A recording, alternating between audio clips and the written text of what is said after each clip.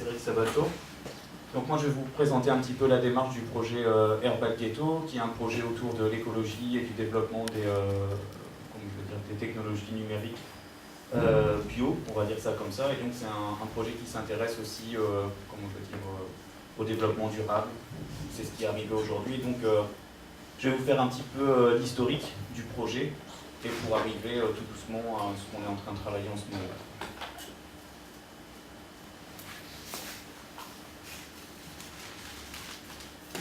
Donc ça c'est l'œuvre vraiment principale du projet d'Herbal Ghetto. Donc il faut savoir que ce projet a démarré à l'initiative de Transculture via un projet qui s'appelait Biokinosonic, qui a démarré à la SAC, donc la Société des Arts Technologiques à Montréal, et pour lequel j'ai travaillé sur les premières créations de platines. Et le but en fait c'était d'essayer de donner une dimension accessible au public, essayer de démocratiser aussi un petit peu les projets d'écologie, et notamment aussi par rapport au réchauffement climatique. Une certaine ironie aux choses, un certain humour en fait. Et à partir de là, ce que j'ai essayé de faire, c'était de proposer un quatuor élémentaire. Donc j'entends élémentaire par l'essence des 4 éléments simplement. Et donc le jeu, c'était de faire entendre le champ météorologique. Et à partir de là, ça se travaillait donc sur 4 platines qui étaient reliées à une station météo. Et en fonction de la température, du degré d'humidité, de la force du vent et du point de rosée, les platines se mettaient en route et donc jouaient à chaque fois une mélodie différente en fonction de ce qui passait au niveau météorologique. Et moi, je sais que ça a été aussi important pendant la construction, ce genre de choses aussi, où on pouvait porter un certain intérêt et avoir quelque chose de ludique à ce niveau-là. Donc au niveau des platines, on va passer un petit peu là-dessus. Il y a la première platine donc, qui correspond au feu et donc à la température au soleil. Et donc, comme j'expliquais tout à l'heure, ces platines sont reliées à une station météo pour laquelle on a travaillé ici à l'Université de Mons et par rapport à la section semi, donc c'est la section électronique. Et pour lequel en fait on a été un petit peu bidouiller une station météo pour pouvoir nous permettre aussi d'interagir avec elle. Et donc c'était pour moi inconcevable d'utiliser du 220 parce que ça consommait trop d'énergie et que je voulais, moi dans ma démarche, être autonome, et donc je ne trouvais pas ça juste de travailler sur un projet écologique qui soit gourmand en énergie. Et donc le but, c'était de recréer aussi un petit peu des platines qui soient un peu moins gourmandes. Donc à terme ici on est arrivé à des platines qui fonctionnaient en 12 volts. Et ce côté Lego aussi, c'était vraiment une volonté pour, comment je peux expliquer, pour avoir ce côté do it yourself en fait, et de dire il y a des solutions qui sont possibles, il faut peut-être des fois un peu se prendre la tête, mais il y a moyen avec 3 fois rien d'arriver à quelque chose qui soit pertinent aussi, et essayer de trouver une solution par rapport à ça.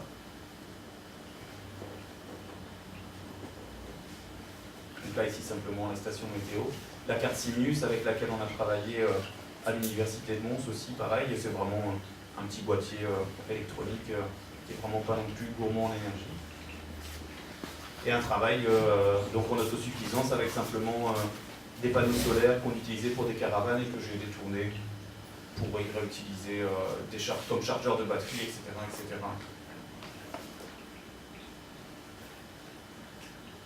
Donc ensuite, il y a une deuxième phase qui sont les lecteurs de matière. Donc par rapport à cette première platine qui a été fabriquée, celle-ci à Montréal, où je suis simplement parti, donc là on est sur l'élémentaire, c'est pour ça qu'on se retrouve avec du bois qui est tiré vraiment du sol, et donc qui permettait de lire différentes surfaces. Et donc à partir de là, ça m'a donné l'envie, puisque je travaillais sur les 4 éléments, d'aborder un petit peu l'eau et de commencer à fabriquer vraiment toutes des machines pour lesquelles je pouvais faire de la musique, et aussi pouvoir comme ça intéresser les publics et élargir un petit peu le spectre des personnes que je pouvais toucher par rapport à mon propos. Et donc là ici c'est une première, on va dire, un synthétiseur d'une certaine manière qu'on a fabriqué avec de l'eau. Et je vais vous montrer ici. En fait c'était simplement travailler sur la masse qu'il y a dans notre corps, et simplement par rapport au phénomène de buzz qu'on peut avoir vraiment quand on travaille sur une table de mixage ou autre. Quand on vient mettre notre main, il y a un petit buzz qui se crée. Le but c'était de travailler de ce petite erreur, et donc à partir du travail sur ce petit filet d'eau, quand on venait toucher l'eau, ça commençait à créer des sons, et à partir de là, c'était vraiment aussi la possibilité de travailler la musique en tant que matière avec des matériaux naturels. Il y a eu une deuxième phase aussi dans les lecteurs de matière où on travaillait à ce niveau-là sur la possibilité de lire différents liquides, donc des solutions basiques, des autres acides ou ce genre de choses par rapport à des projets d'huile, des mélanges aussi qu'on pouvait faire, et essayer de pouvoir lire aussi toutes ces différentes matières. Donc là aussi, pareil, avec une petite carte pour pouvoir lire un petit peu toutes ces différentes choses. Donc là, la suite, c'était toujours avec d'autres partenaires aussi qui sont en collaboration avec Transculture, qui sont les pépinières européennes, et où là, j'ai décidé de travailler une groovebox sur le principe d'aquarium avec simplement un système de goutte à goutte, et qui me permettait aussi de créer différentes rythmiques. Et donc, le travail, c'était d'essayer d'adapter de manière assez simple et naturelle des machines électroniques, on va dire, comme le synthétiseur qu'on a vu juste avant, ou ici, simplement la machine phare aussi qu'on utilise en musique électronique, qui était la boîte à rythme, la groovebox.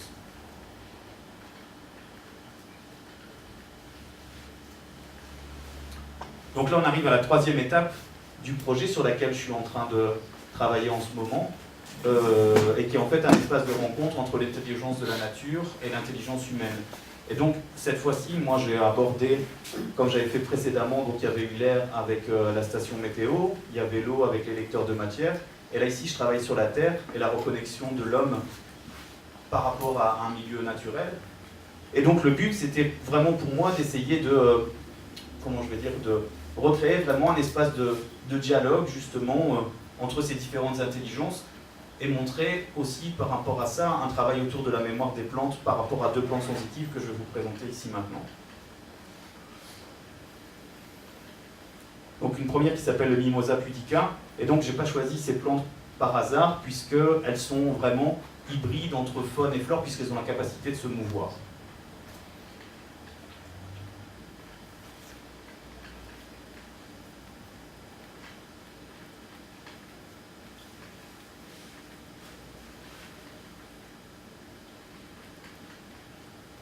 Donc c'est des plantes tactiles en fait.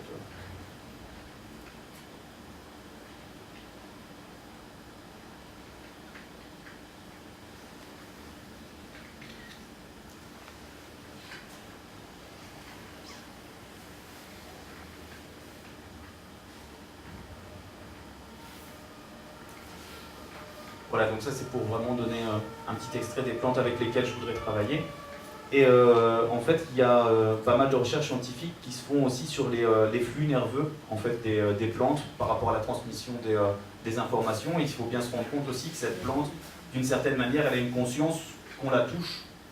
puisqu'elle est capable de réagir. Et donc, à partir de là, c'était ça qui était aussi intéressant, c'est la possibilité de venir mettre des petits électrodes sur la plante pour pouvoir récupérer le signal électrique. Et à partir de là, comme on a fait pour le projet d'Herbal Keto, par rapport aux platines ou autres, c'est à partir du moment où on a un signal électrique, on peut le transformer en faire un petit peu ce qu'on veut. Et donc à partir de là, moi j'ai travaillé sur le principe de communication première, qui était simplement un dialogue entre deux plantes, et le premier Mimosa pudica qui sert un petit peu d'émetteur en fait, et la deuxième plante qui est le Dysmodium, et qu'on appelle aussi Cordériocalyx notorius, et qui celle-ci réagit au son. Donc il y a du son, mais enfin, soit c'est pas très important, je pense qu'on comprend quand même la notion. Et donc le but par rapport à ça, c'est de proposer le Mimosa comme un lecteur de séquences qu'on peut programmer, dans lequel aussi on voudrait introduire et permettre aussi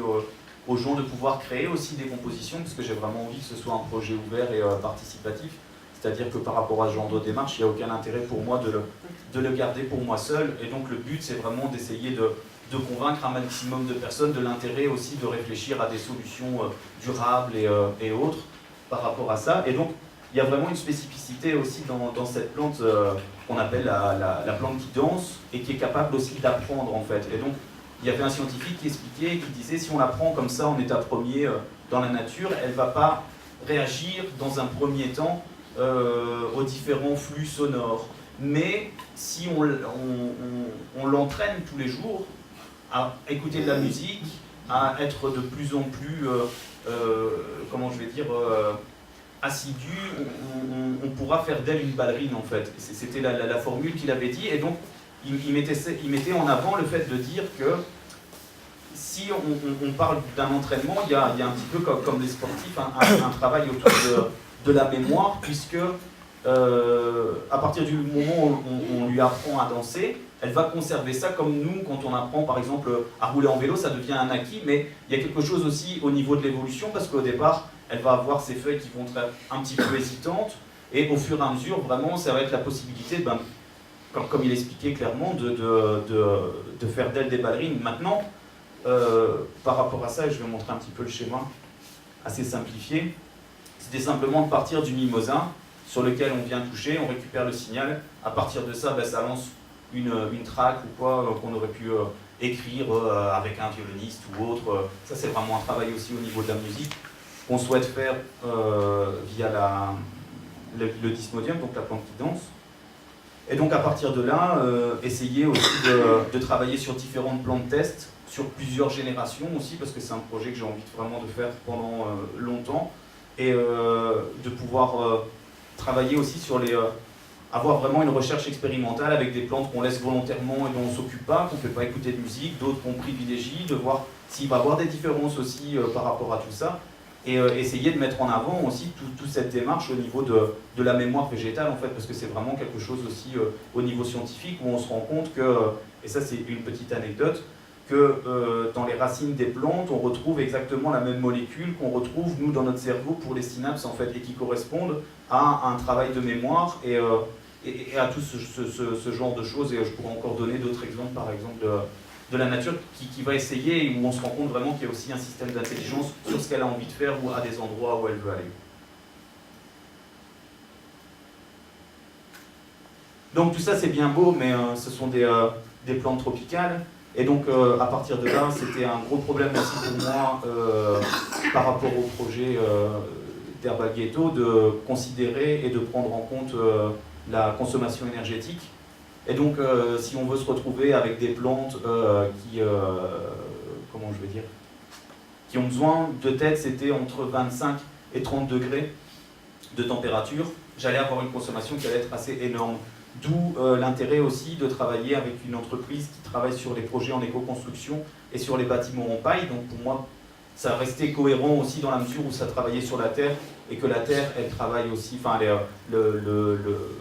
la paille est extraite de la terre et donc ça permettait aussi pour moi d'être assez juste, surtout que par rapport à ce genre d'architecture,